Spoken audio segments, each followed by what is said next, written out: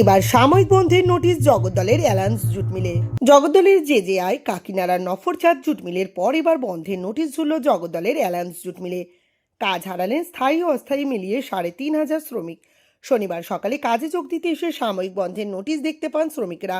আচমকা বন্ধের নোটিশে ক্ষুব্ধ হয়ে ওঠেন শ্রমিকরা। অপ্রীতিকর পরিস্থিতি এড়াতে মিলের গেটে পুলিশ মোতায়েন করা হয়েছে। সাময়িক বন্ধের নোটিশে মিল কর্তৃপক্ষ কাঁচা পাটের অভাব এবং কাঁচা পাটের মূল্যভিত্তিকেই দায়ী করেছে।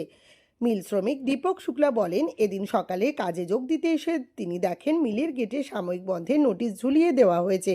বন্ধের কারণ হিসাবে মালিকপক্ষ জানিয়েছে কাঁচা পাটের অভাব এবং কাঁচা পাটের অত্যাধিক মূল্য বেড়েছে। আমরাও তো জানি না, আমরা তো কাজে এসেছিলাম, দেখছি কি নোটিশ মেরে দিয়েছে বন্ধ আছে। বন্ধের নোটিশ হ্যাঁ, কি করবেন এখন? কি করব আর, দেখবো অন্য জায়গায় কাজ। জন্য বন্ধ হচ্ছে জানেন? ও বলছে কি মালের দাম অনেক হয়ে গেছে, পাটের দাম, সেই জন্য বন্ধ করেছে। পাটের দাম বেড়ে গেছে। কত মিল শ্রমিক কাজ করে? কটা শিফট চলে? কত শ্রমিক কাজ করে? ৩-৪ হাজার মজদুর কাজ করে। কটা শিফট চলে? দুটা শিফট এখন চলে, আগে তো 3 শিফট চলছিল, এখন 2টা শিফট চলে। দুটো শিফট চলছে।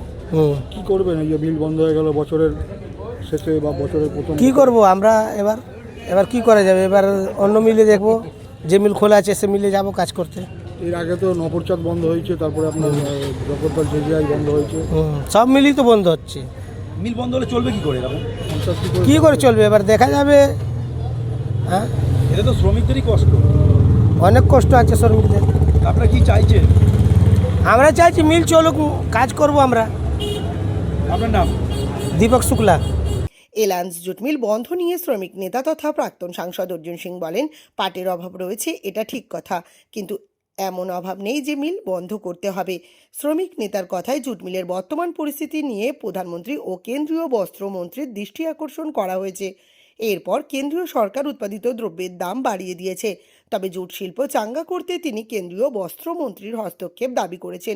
মাধ্যমে আমি বলবো, এখন এই যে ইনকোয়ারি শুরু হয়েছে, হিয়ারিং শুরু হয়েছে, ইতিমধ্যে এই হিয়ারিংকে সামনে রেখে যাতে লোক এখানে থাকে না, যারা নিজের কাজে খাতিরে এদিকে ওদিকে যেতে হয়, তার জন্যে এই মিলগুলো বন্ধ করানো হচ্ছে। পাটের অভাব আছে, এর মধ্যে কোনো সন্দেহ নেই, কিন্তু এরকমও অভাব নেই যাতে মিলগুলো বন্ধ করতে হয়।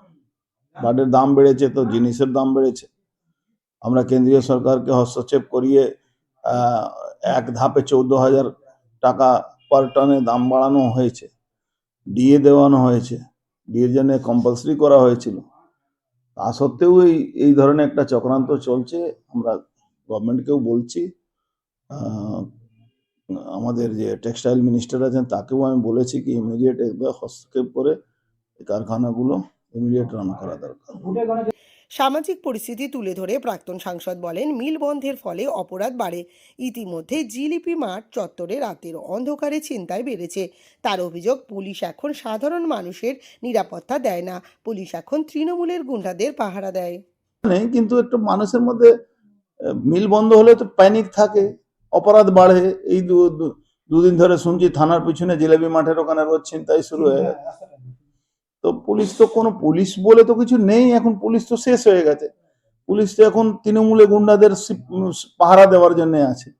পুলিশ এখন মানুষের পাহারা দেয় না, পুলিশ এখন তৃণমূলে গুন্ডাদের পাহারা দেয়, সিকিউরিটি দেয় তাদের।